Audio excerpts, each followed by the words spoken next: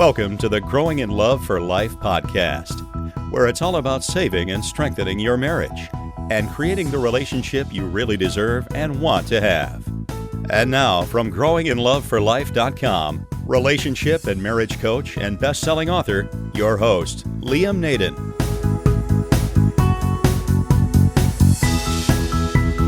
Well, hi there, and welcome to episode 1 of the Growing in Love for Life podcast. And it's Liam Naden here, and I'm delighted to be with you.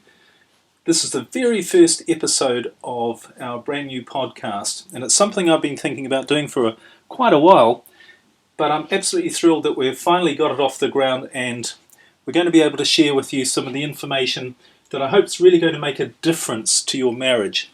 And as the title of the podcast says, Growing in Love for Life, this is about saving and strengthening your marriage.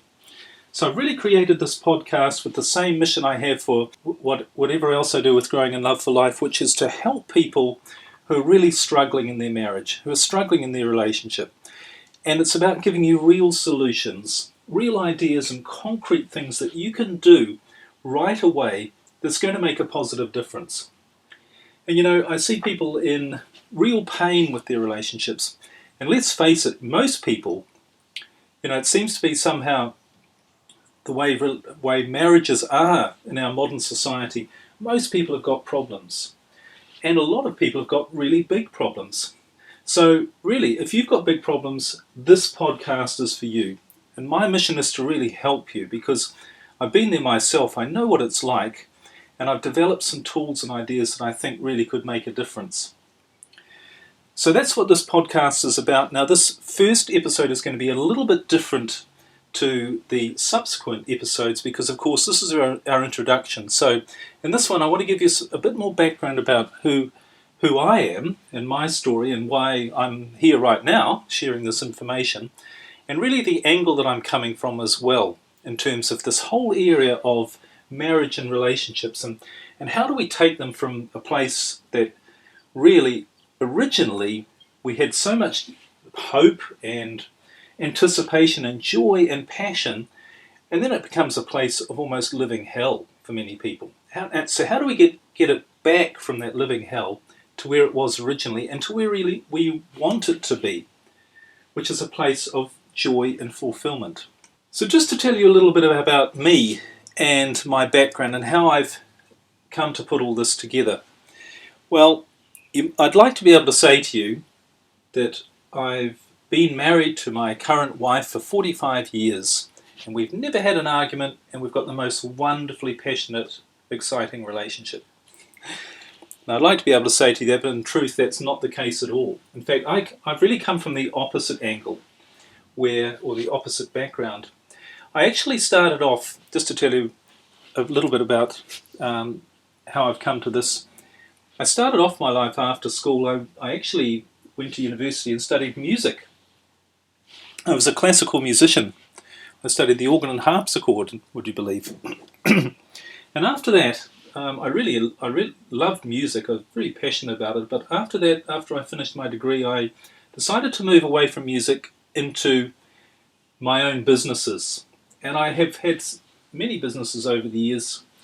I started off in the wine business, actually, which is another one of my passions. But anyway, as the years went by and I had a number of businesses, what I found was I was fascinated with my own success without trying to sound arrogant. But I was very successful in a number of my businesses. And I started to I started to want to find out why I was being successful.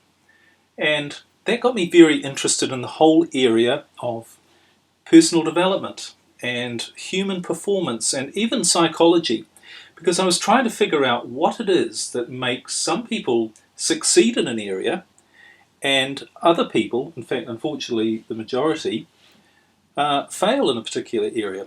So what is it that distinguishes the successful people in any area? And I found out a lot of very interesting things, and it really helped me in my business life. And it helped me in my health. I had a couple of real turnarounds in my health, became a lot healthier by learning some more information about peak performance and health. But the interesting thing was, I remember not so long ago waking up in the morning, and I was lying where I'd spent the night on the couch in my mother's living room. Now, I was not a young guy, I was not a teenager, this is me in my mid-40s.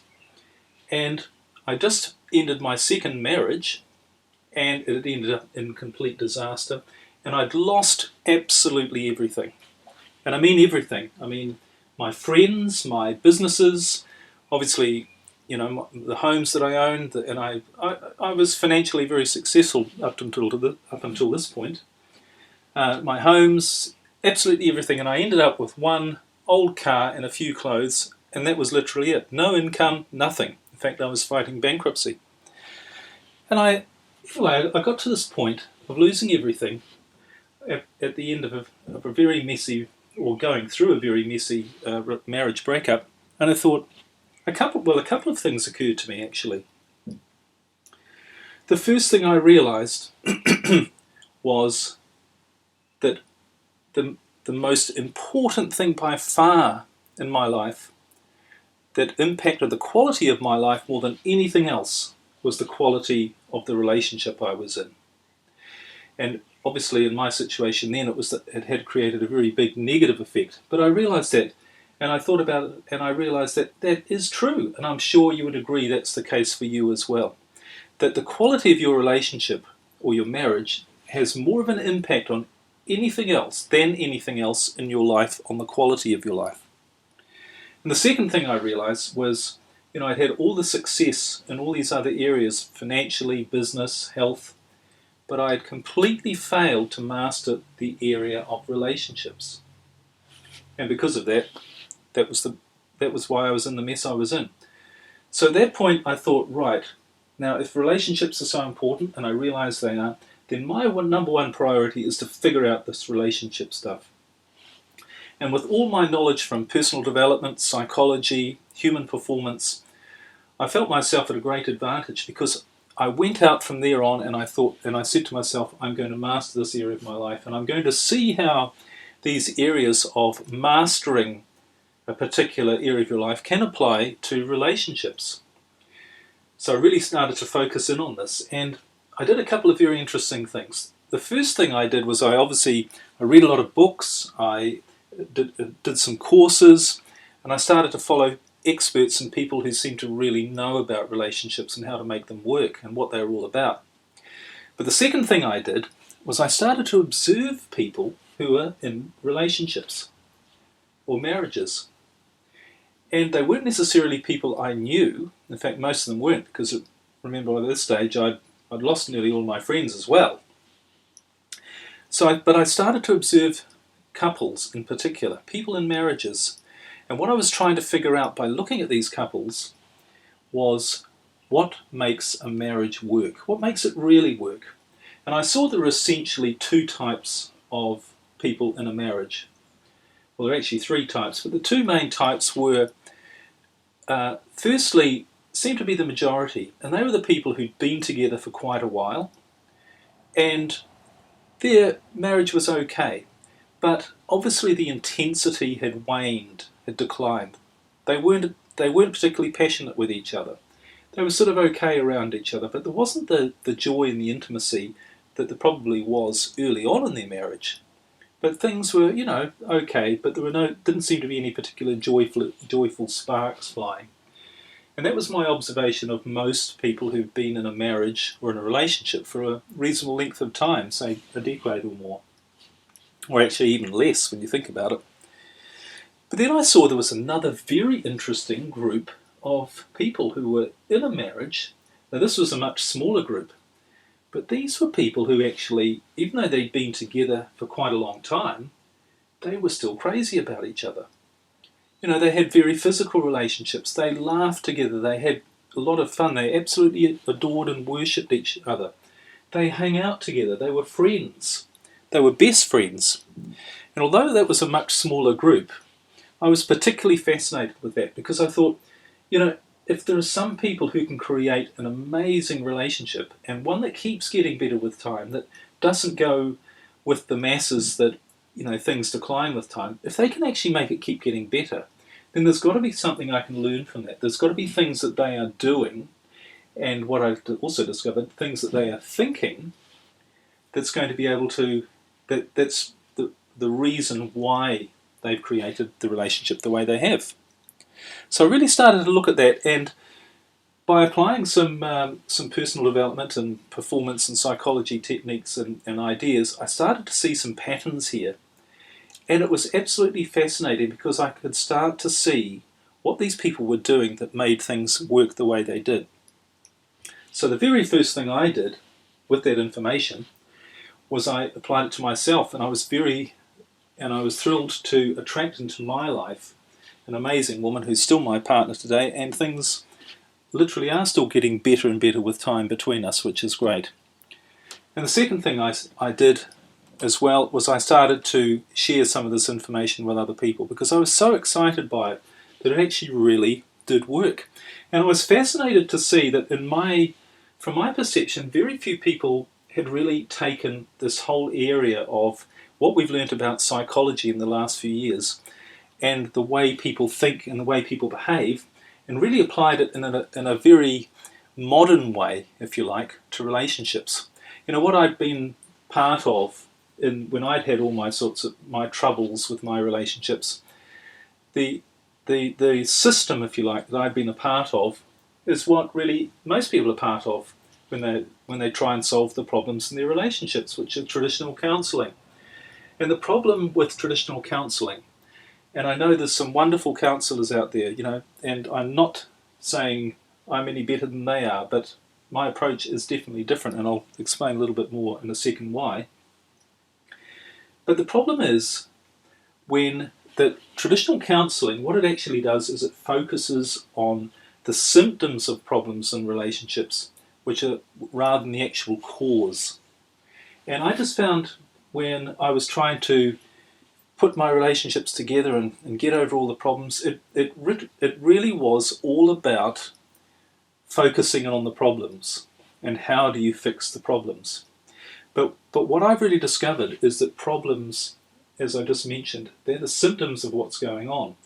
But what you've got to do is get in and fix the real cause if you really want to solve things. And when you do that, the problems actually just seem to disappear of themselves. And I'll give you a good analogy here as to how my approach really, what my approach really is. My partner, soon after we got together, I discovered that she had all of these different niggly pains on her body. Now, none of them were life-threatening, but they were all rather strange, and they were very painful for her. For instance, she had a painful wrist, and she had a sore foot, just one spot on her foot that gave her a lot of pain. And she had a neck that used to come out of alignment quite frequently, and that caused her a lot of pain. And then she had a bit of lower back pain from time to time. Now, she was a very healthy person. She still is, very active, and she'd tried lots of things. She'd tried, the doctor, of course, and painkillers and that sort of thing, and she'd tried chiropractors, acupuncture. She went to yoga quite frequently. She was very active. She tried all these things, and none of them had really worked. And some of them provided a little bit of temporary relief, but they didn't really work. And I put her on to somebody in San Diego called Peter Goskew. And this isn't an advertisement for Peter Goskew, but he is quite an amazing man. And what he is, he's a structural anatomist. And what he actually does, instead of looking at all of your individual symptoms, so instead of looking at a pain in your wrist and saying, right, well, what can we do about your wrist? What he does is he says that any pain that you have in your body is the result of the whole alignment of your body not being correct. So if there's something about the structure of your body that's not right, it comes out as a symptom, as a pain in a particular part of your body. And I remember the consultation my partner did with one of his trainers, and she was starting to describe where her pains were, and I've got a pain here and this is sore. And he said, okay, that's fine, and let me just stop you there. I don't want to downplay or negate the severity of your symptoms, but what I want to do is I just want to look at your alignment. I want to look at the structure of your body and see where it's out of alignment. And if we can fix that, then you'll find the symptoms are going to disappear. And that's exactly what happened. And it was quite amazing. So applying that to what I do, I guess I see myself as a bit of a relationship structural anatomist, if you like. I'm really more concerned with what's the structure of a relationship all about? How do you really make that work on a fundamental level? And if you can see where things are going wrong in terms of, for instance, communication, or the way people are thinking, or the way they're viewing the relationship, which is going to change and affect the behaviour, if you can start to hone in on those things and correct those things at a really deep level, all of the symptoms, and the symptoms are things like people arguing, lack of intimacy, people just saying they've fallen out of love with each other, or they're not attracted to each other anymore, or they're having an affair, or they've even got to the point of having left or leaving. All of those are symptoms. So if you can deal with the inner structure of the relationship and how it's really working and where it's not working, then those symptoms are actually going to disappear of their own accord. And I found that this approach works really well, and I use it in my personal coaching with people, and it helps a lot of people, which is great. It's not about sitting down and talking about individual problems and trying to solve those problems. It's about dealing with the structure of the relationship and letting the problems solve themselves. So, as I say, I started to work with all of this and started to share it with other people. And that's really why I'm here today, is I want to share it with more people. And this podcast seems to me to be an ideal vehicle to get the message out there that in the 21st century we need new tools. We've got a new society. Relationships, they need a new way of dealing with the way society is and the pressures and the way it is. And the old tools they're simply not going to work. The old approach of just fighting fires and trying to solve problems is only really going to create more problems. Things are far too complex. So I don't know how you got here. Maybe you got here through my website, which is growinginloveforlife.com. Maybe you read one of my books. I have a book on Kindle. I've written a few books now because I love to write, and I've got I love to share these ideas in my books as well. And I have one on Kindle called The Sexless Marriage Cure. And if you get a chance, pick that up, because it's not just about sexless marriage. It's about how do you rebuild the intimacy and passion into a relationship on a deep and fundamental level. So that's a little bit about me. Now, moving on to the podcasts itself, as I said at the beginning, this one's going to be a little bit different because I'm giving you some background to me and to what we're going to be sharing and doing together. But in future episodes, roughly we're going to stick to probably about a 30-minute length, 30 minutes in length. Might be a bit more because sometimes I'm going to bring in some guests as well to give a different perspective on some of the things we're going to cover and talk about. And in each of these episodes, I'd really like to hone in on just one or two topics and to give you something really concrete to go away with, because my goal for you is if I can give you one idea that you can apply that, just a simple idea that you can apply easily and quickly to your marriage and see a positive difference, then that's going to be worthwhile. Because one of the things, obviously, that I find, and that you would agree, is absolutely critical, is taking some sort of action. And if you can take some of the right action that is actually going to make a difference, if you can do that, then that's the path to transforming your relationship, really is. So I want to give you at least one idea each episode that you can take away and really use and see a significant difference.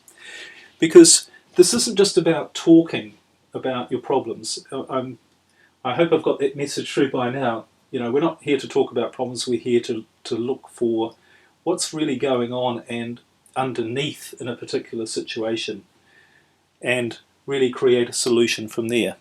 Okay, so that's something about the format and the structure of the podcast that we're going to be having. So now I want to come on to just an idea that you can take away, something an idea you can work with. And I want you to think about your own marriage, your own relationship. And I'm assuming you're in pain. Things aren't going well. Things might be going very, very wrong. Okay, but think there must have been a time when things were going well. when things were great. And I'm presuming, for most people, it's when you were first getting into your relationship with your partner, when you were first falling in love with them. And this is what happens, isn't it? We meet somebody, we're attracted to them, we start to find them fascinating on all sorts of levels. We fall in love with them, and we want to develop a relationship with them because we're having so much fun and pleasure and enjoyment with that person. And we're learning new things with them. We're learning about ourselves often. That's one of the big benefits, really, of being in a relationship, I believe, is how much it gives you yourself and how much you can learn and develop yourself as a person. But, all these exciting things are starting to happen when we're new in a relationship. Everything's novel and new. We're putting a lot of energy, usually, aren't we, into this relationship? Because it makes us feel so good being around this person. And eventually things develop, and we get to the stage where we have this knowingness. This is the person I want to spend the rest of my life with. And that's when we commit through what we call marriage, usually. And we get married. And the whole reason we get married is that we have total optimism and total expectation that all of those wonderful feelings that we've had in the time we've known our partner up until then, they're not only going to stay there, but they're going to get better, because we're actually going to be able to, we're intending to build our life with them. It's not just about seeing them on special occasions or when we can fit it in. We're going to be building our life with them. And that means usually building a family as well, building a home, as children, building our careers around. Our life is going to change dramatically, isn't it, when we're now living with a person and we're building a life with them. Okay, but I often say it's strange that so many people still get married when you look at the statistics of how likely you are to succeed. And I'm sure we're all aware that the incidence of divorce is around 50% for first marriages, and it's even higher for second and third marriages. But it doesn't stop us. It doesn't stop us, does it, from being optimistic when we enter into this marriage partnership, if you like, this commitment and agreement. It doesn't stop us from thinking, we really are going to build a fantastic and amazing life with this person. But what happens then? Well, after a while, other pressures start to come in. We have the children, and we buy the house maybe, and we're suddenly faced, or gradually faced actually, with more and more pressures on our life and on our relationship. And what tends to happen is, in an attempt to deal with all those things, the relationship tends to get pushed to the side. Now, even if we don't intend this to happen, and we don't want it to happen, it inevitably, in most cases, nearly all cases, is just what happens.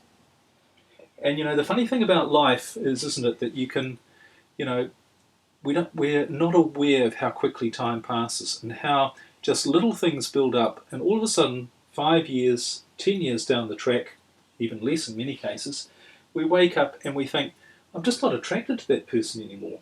We don't have anything in common. It's just boring. I'm just not interested, or they're not interested. And, that's the tragedy of it, isn't it? And we think all of those dreams and aspirations, where have they all gone? What's happened? So, obviously that's one of my main missions, is to help you realise what's happened. And once you do realise that, you can turn things around. But here's something I want you to try with your partner that I think could make a big difference. And it's just a little thing.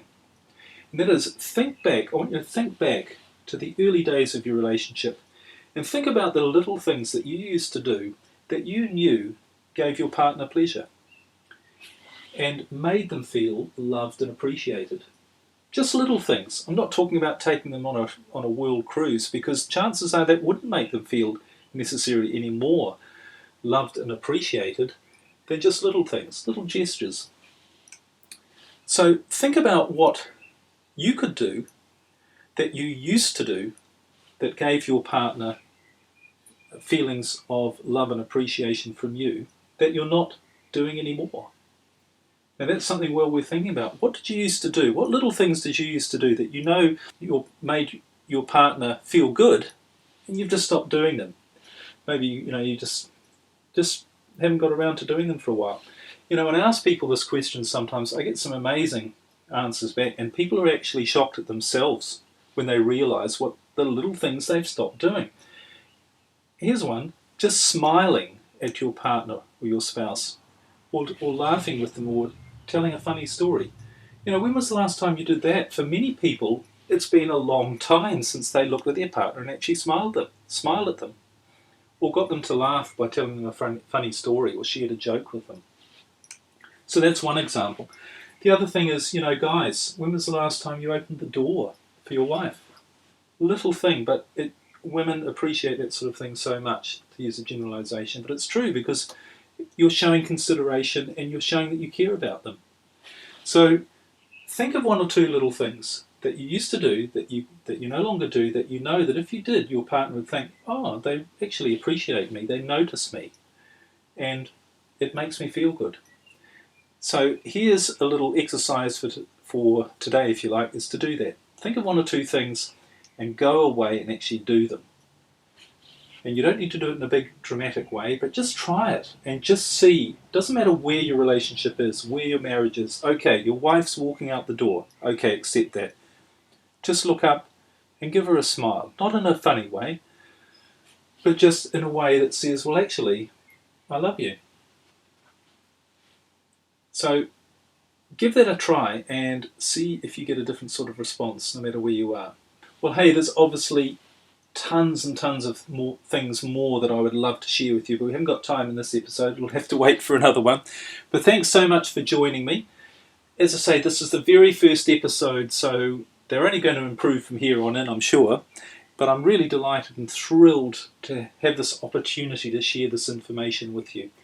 And I don't know how you found me, but if you haven't already, and if you'd like to be kept up to date with these podcasts, make sure you subscribe to it. You can do that on our website, which is growinginloveforlife.com/blog. And that's going to have all the information about the podcasts as they come along. Also, if you really are struggling, if things are really bad in your marriage right now, can I ask you and suggest to you go to our website, growinginloveforlife.com, and there you can download a free report that I've prepared on 5 key things you can do to save your marriage right now. And there are 5 things that you can do that could make a really big difference straight away. So I really encourage you to listen to that. It's an audio, and I think it could be of great help. There's also, as I said, a Sexless Marriage Cure book on Kindle. You might want to check that out as well. And of course, feel free to email me if you've got any questions or comments, because some of the things, the feedback that I get from people, would be great to incorporate those ideas into some of the podcasts. So that's all for now. Thank you very much for joining me. I look forward to sharing more information with you next time. So bye for now.